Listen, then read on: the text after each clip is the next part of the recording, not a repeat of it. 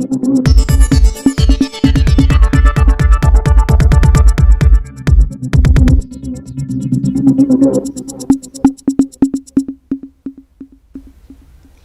passées de quelques minutes sur Presse Afrique TV HD. Mesdames et messieurs, bonjour et bienvenue dans ce JT des JT que nous démarrons avec la RTS, dialogue national sur les réformes de modernisation de la justice vivement apprécié par les auteurs de la société civile et les autorités de l'OFNAC. Ils attendent tous des mesures fortes pouvant aboutir à une indépendance réelle de la justice sénégalaise. Échange et de réflexion aux acteurs du secteur. À terme, elles permettront de mettre en place un système judiciaire fort qui garantit un meilleur traitement des citoyens et une séparation parfaite des pouvoirs. Du côté de la société civile, des propositions sont déjà sur la table. C'est une très bonne initiative que nous saluons. Maintenant, ce que le pays attend, c'est des ruptures. Et les ruptures supposent des réformes profondes. Nous estimons que pour redonner confiance à la justice, il faut que la séparation des pouvoirs soit réelle. Et pour que ce soit réel, il faut que le président de la République, il faut que le garde des Sceaux ne puisse pas avoir la haute main sur la gestion de la carrière des magistrats. Nous demandons également qu'il soit créé au Sénégal un juge des libertés et de la détention pour vraiment contrebalancer la toute-puissance du procureur. Ce juge serait créé au Sénégal et tout citoyen qui évidemment estime devoir être injustement placé sous mandat de dépôt pourrait faire appel à ce juge, recours à ce juge qui déciderait, n'est-ce pas, du bien fondé de la décision du procureur de le mettre sous mandat de dépôt ou pas.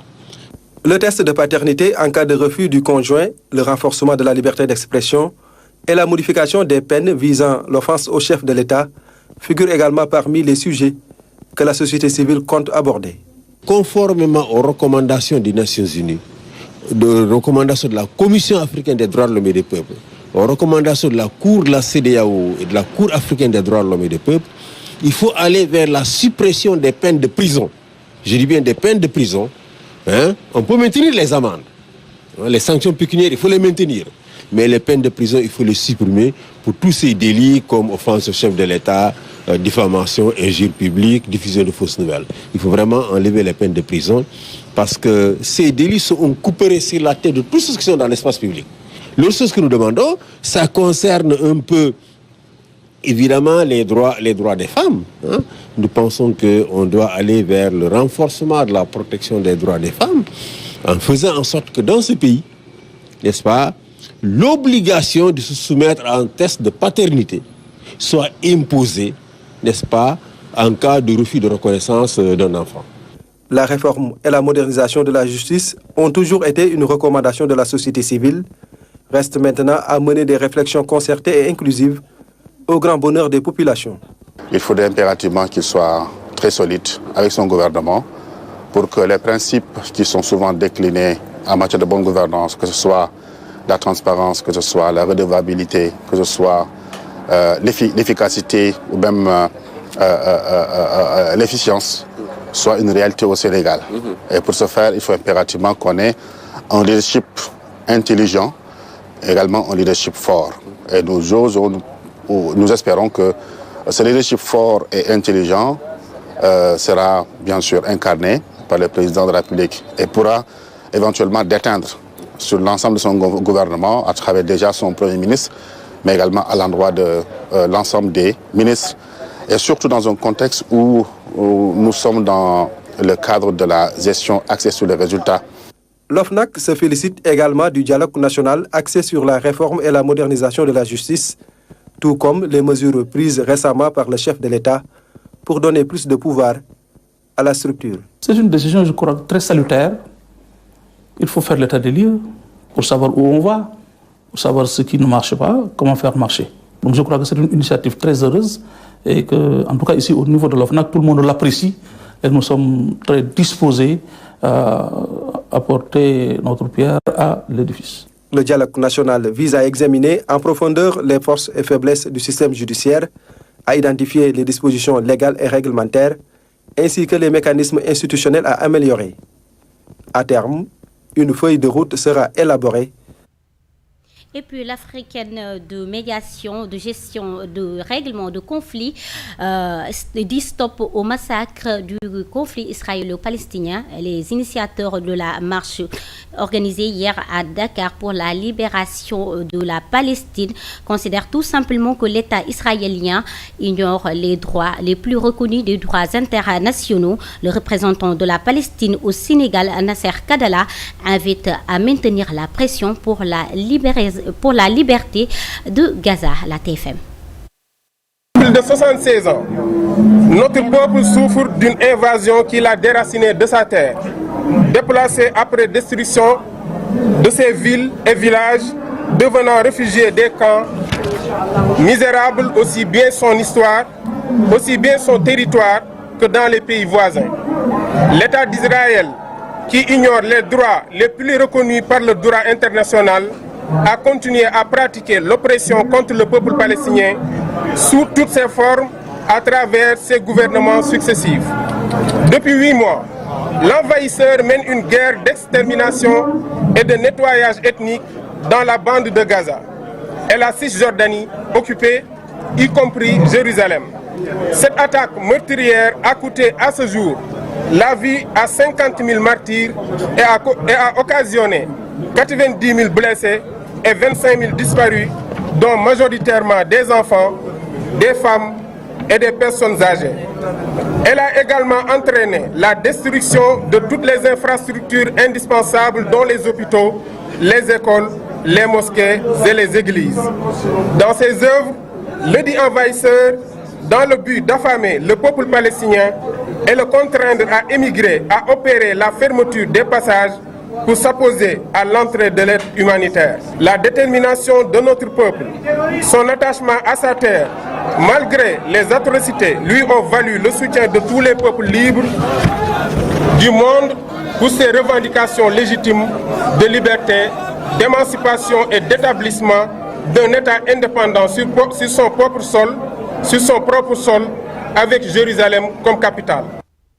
Et puis 61e édition de la Journée mondiale de l'Afrique, une initiative du groupe des ambassadeurs accrédités au Sénégal. Une journée qui a permis de rendre un vibrant hommage aux pères fondateurs de l'intégration africaine.